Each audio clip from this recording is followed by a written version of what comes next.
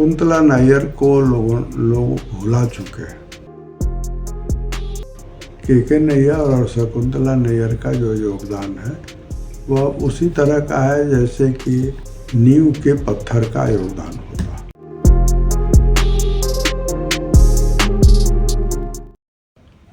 अयोध्या आंदोलन आज़ादी के बाद मेरा ऐसा ख्याल है कि स्वतः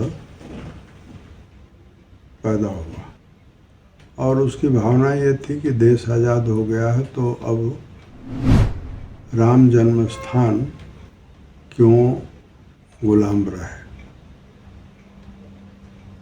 किस्सा इस तरह से लोग बताते हैं कि सबसे पहले स्वामी करपात्री ने इस मसले पर कुछ अफसरों को जगाया और उन्हें प्रेरित किया कि इसके लिए जो माहौल बन रहा है, जो आंदोलन का स्वरूप ले रहा है, उसमें मूर्ति की स्थापना में वे सहयोग करें।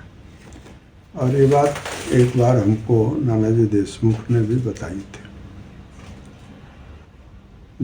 लोग ये मानते हैं कि 22-23 दिसंबर 1949 को जो मूर्ति वहाँ रखी गई तो शायद ज़बरदस्ती रख दी गई या बहुत ढंग से नहीं रखी गई या शायद ये एक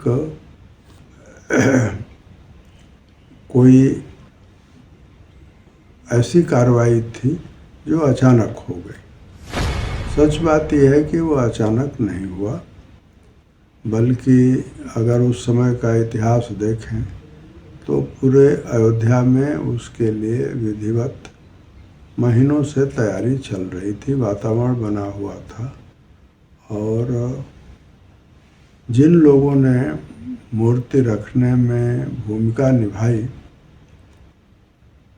मेरी जानकारी के मुताबिक शकुंतला नैयर सबसे आगे चल रही थी, जिनके सिर पर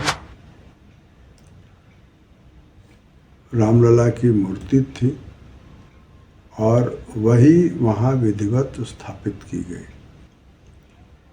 जिसमें अभिराम दास थे, नानाजी देशमुख थे, हनुमान प्रसाद पोद्दार थे, महंत रामचंद्र दास परमहंस थे।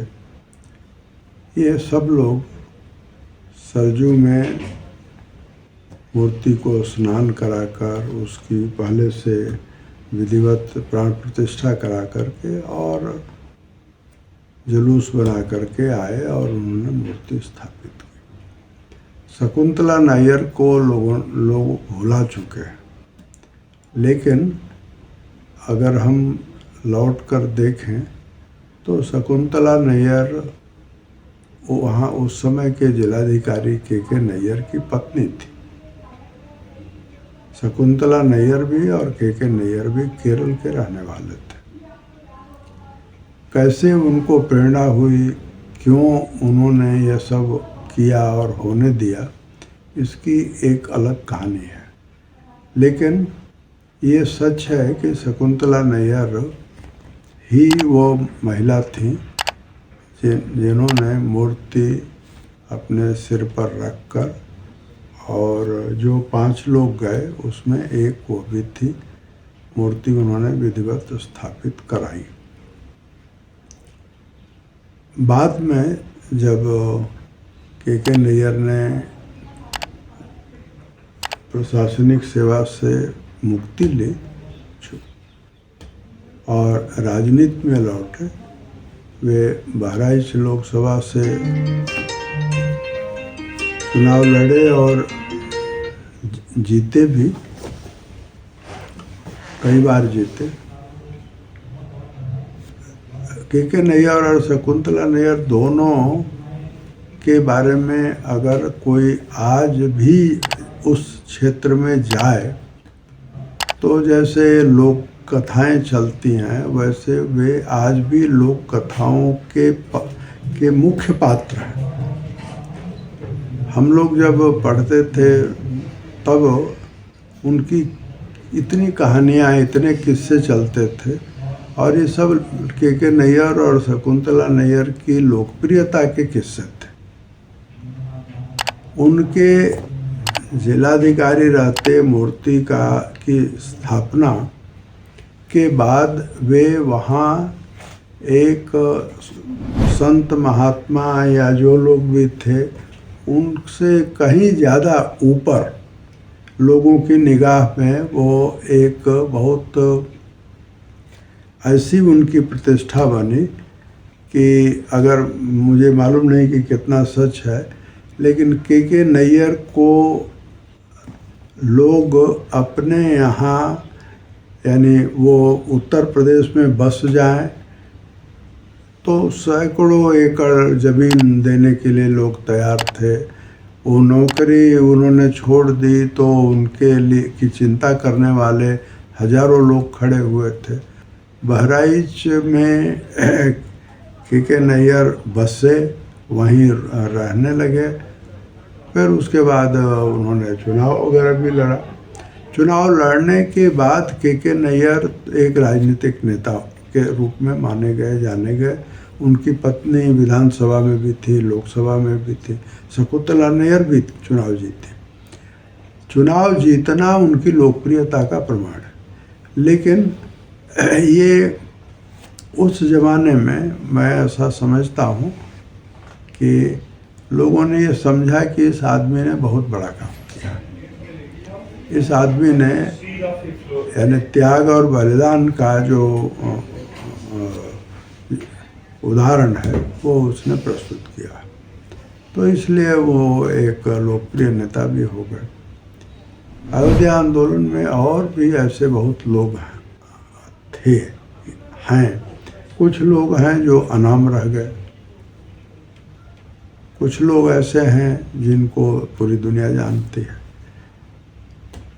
आज जब वहाँ मंदिर करीब करीब बन गया है या पूरा होने जा रहा है, वैसे समय में के नैयर और शकुंतला नैयर का जो योगदान है वह उसी तरह का है जैसे कि नींव के पत्थर का योगदान होता।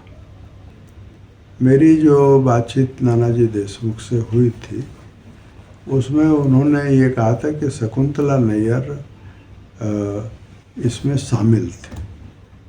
अब मान लीजिए जिलाधिकारी की पत्नी अगर इस तरह के कार्य में शामिल होती है तो इसका मतलब ये है कि उनके घर में बातचीत हुई होगी, इन लोगों का आना जाना रहा होगा, या जिलाधिकारी के घर में ही बैठ कर के योजना बनी होगी, ये भी हो सकता है जी। और जो हनुमान प्रसाद पोद्दार हैं, जो 5 लोग थे जी, उसमें एक अभिराम दास थे, दूसरे शकुंतला नैयर थी, तीसरे नानाजी देशमुख थे, चौथे हनुमान प्रसाद पोद्दार थे और 5वें रामचंद्र दास परमहंस जी। अभिराम दास के बारे में सब लोग जानते हैं कि वो एक पहलवान थे और इन सब चीज़ों के लिए ऐसे लोग को आगे किया जाता है। वो 1981 तक थे। शकुंतला नैयर ने, मेरा ऐसा ख्याल होगा कि के नैयर ने उनको तैयार किया होगा।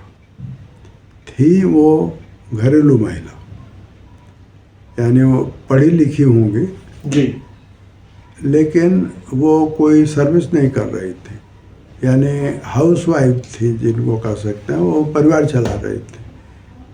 परंतु जो महिला परिवार चला सकती है वो देश भी चला सकती है जी, वो लड़ाई भी लड़ सकती है। तो मेरा ये ख्याल है कि शकुंतला नैयर ने जो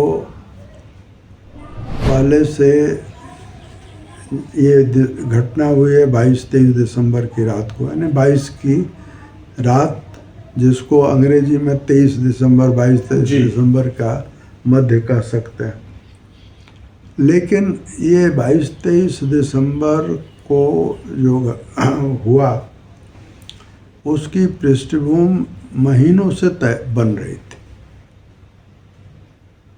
और 1 जून 1949 को के नैयर अयोध्या में जिलाधिकारी का दायित्व संभालते हैं। उससे पहले वो गोंडा बलरामपुर में है, जो नज़दीक ही है, थोड़ी दूर पर है। तो जो महीनों से तैयारी चल रही थी, वो अगर वो गोंडा बलरामपुर में रहे होंगे तो वहाँ भी उनको मालूम हुआ होगा। और जैसा सुना है कि ये कुछ किताबों में भी इसका वर्णन आया है कि स्वामी करपात्री जी ने के नैयर को इस बात के लिए तैयार किया था। वो किस योजना में जिलाधिकारी बने ये तो मैं ज़्यादा नहीं बता सकता, लेकिन अयोध्या में उनका जिलाधिकारी बनना भी उस मूर्ति स्थापना की योजना का हिस्सा रहा होगा जी। इसका मतलब यह है कि वो जानबूझकर वहाँ गए हैं और शकुंतला नैयर इससे अपरिचित नहीं रहे होंगे। उन्होंने इसको पुण्य काम समझा होगा और उसमें वो शामिल हुए।